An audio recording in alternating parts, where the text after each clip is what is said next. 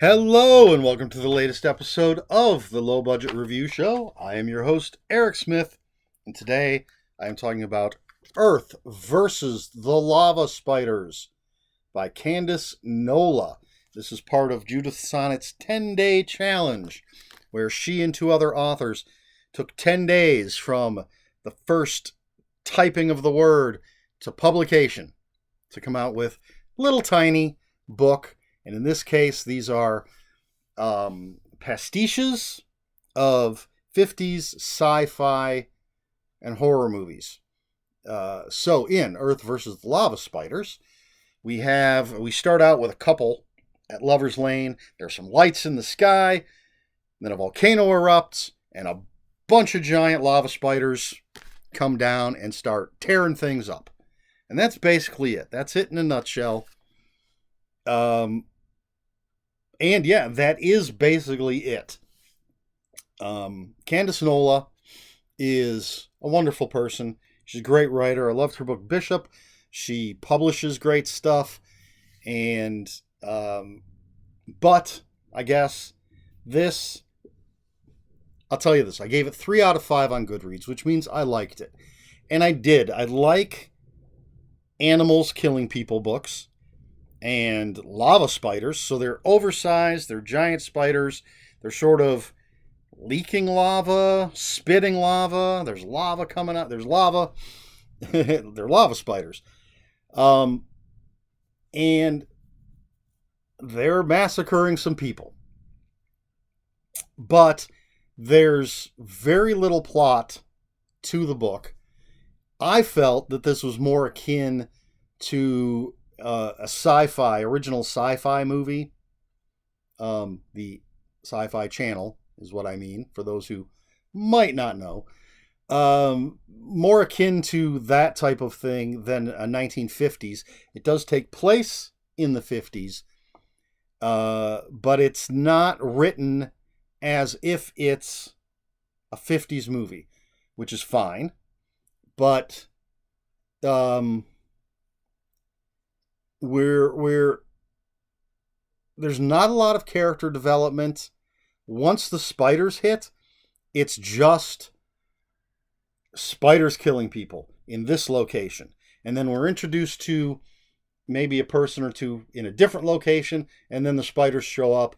Everybody's wiped out. We move to a different location. The spiders show up. Everybody's wiped out. So while I enjoyed the spiders killing people aspect, and I like the idea of lava spiders, there is not much of a plot. I mean, this book is only 50 pages long. So, I mean, there's not necessarily room for a lot of plot. And I did think the ending was a bit abrupt. So, as I said, I gave it 3 out of 5. That's on Goodreads, which means I liked it. But I know that Candace is a fantastic writer because I've read other stuff that she has written. And she did only do this, well, as I said, from start to publication in 10 days, which I imagine would challenge any writer. So it's that middle of the road. If you like animals killing people, especially like weird giant lava spiders killing people, you might have a good time with this. I enjoyed it well enough. I wouldn't mind seeing Candace taking this and expanding it, and I know she can develop characters very well, so I would love to see her take the time, make this a couple hundred pages or more, and give me the character development that I would like to see. Keep the spiders killing people, but maybe a little more character. Does that make sense? So 3 out of 5 to Earth versus the Lava Spiders by Candace Nola. And let me take a quick look. 1958. Oh, and she does She says it in the afterword. I'm going to throw it out there now. All the chapter titles are songs from the 50s, which I always enjoy that kind of thing. So that was nice. It was a nice, clever little thing.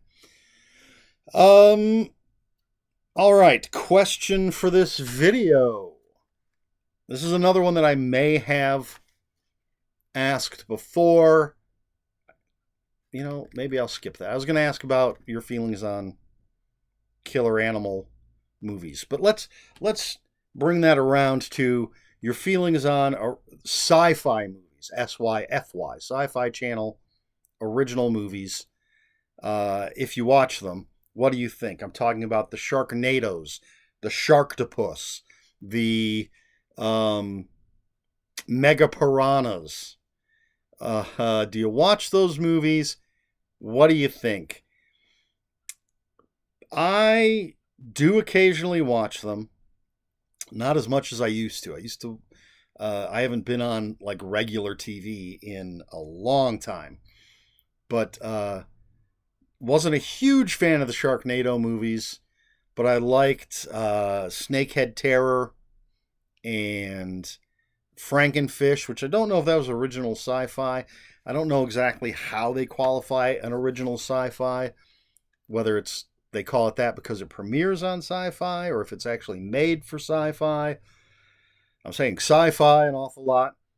But as campy, as low budget as some of them are, I find some of them enjoyable. Mega Piranha, I thought was horrible.